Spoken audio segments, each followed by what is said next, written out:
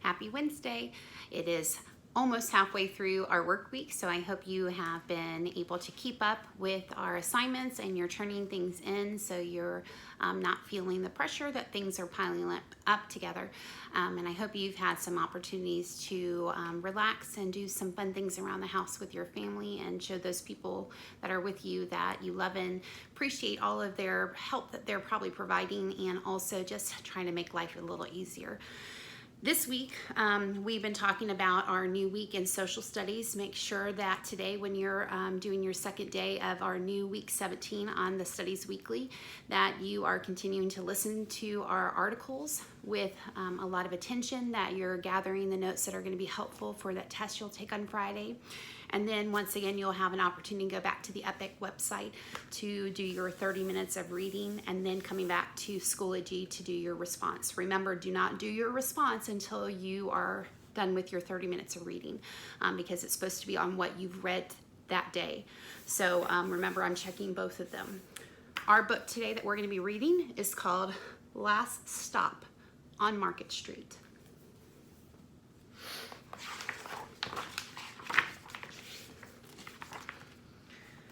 CJ pushed through the church doors, skipped down the steps.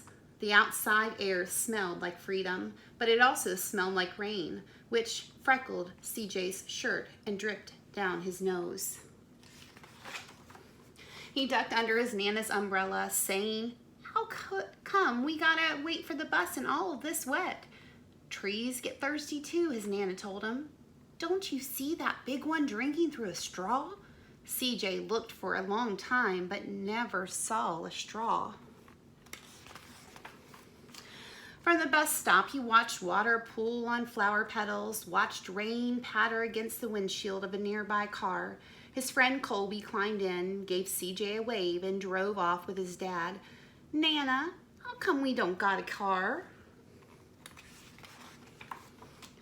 "Boy, what do we need a car for? We got a bus that breathes fire and old Mr. Dennis, who always has a trick for you." The bus creaked to a stop in front of them. It sighed and sagged, and the doors swung open. "What's that I see?" Mr. Dennis asked. He pulled a coin from behind CJ's ear, placed it in his palm. Nana laughed her deep laugh and pushed CJ along. They sat right up front. The man across the way was tuning a guitar. An old woman with curlers had butterflies in a jar. Nana gave everyone a great big smile and a good afternoon. She made sure CJ did the same. The bus lurched forward and stopped, lurched forward and stopped. Nana hummed as she knit. "How come we always got to go here after church?" CJ said. "Miguel and Colby never have to go anywhere." "I feel sorry for those boys," she told him. "They'll never get a chance to meet Bobo or the Sunglass Man. And I hear Trixie got herself a brand new hat." CJ stared out the window, feeling sorry for himself. He watched cars zip by on either side, watched a group of boys hop curbs on bikes. A man climbed aboard with a spotted dog. CJ gave up his seat.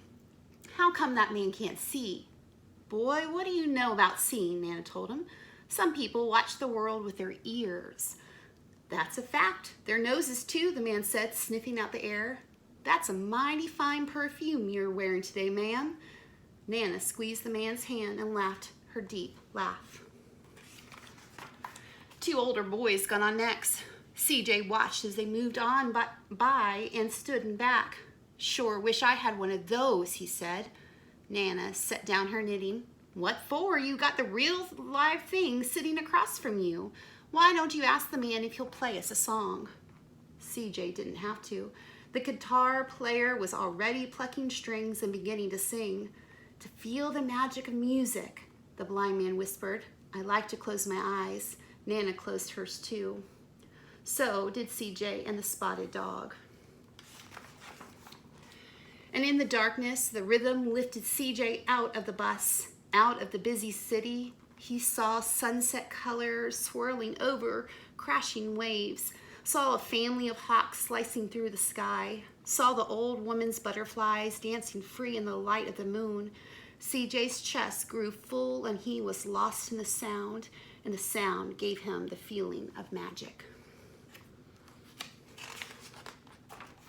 The song ended and CJ opened his eyes. Everyone on the bus clapped, even the boys in back. Nana glanced at the coin in CJ's palm. CJ dropped it in the man's hat. The last stop on Market Street, Mr. Dennis called. CJ looked around as he stepped off the bus. Crumbly sidewalks and broken down doors, graffiti tagged windows and boarded up stores. He reached for his Nana's hand. How come it's always so dirty over here? She smiled and pointed to the sky. Sometimes when you're surrounded by dirt, CJ, you're a better witness for what's beautiful. CJ saw the perfect rainbow arching over their kitchen, or their soup kitchen. He wondered how his Nana always found beautiful where he never even thought to look. He looked all around them again, at the bus rounding the corner out of sight, and the broken street lamps still lit up bright, and the stray cat shadows moving across the wall. When he spotted their familiar faces in the window, he said, "I'm glad we came." He thought his Nana might laugh her deep laugh, but she didn't. She patted him on the head and told him, "Me too, CJ. Now, come on." And that's the end. So I hope you find some things that are beautiful today, even though times are tough right now. And I know it's really a big challenge to work all day on the computer on your lessons and be stuck inside. But I hope you think of the things that you should feel blessed to have and feel grateful in your heart. So we'll talk a little bit later at our class meeting. I hope you guys have a wonderful day. Bye.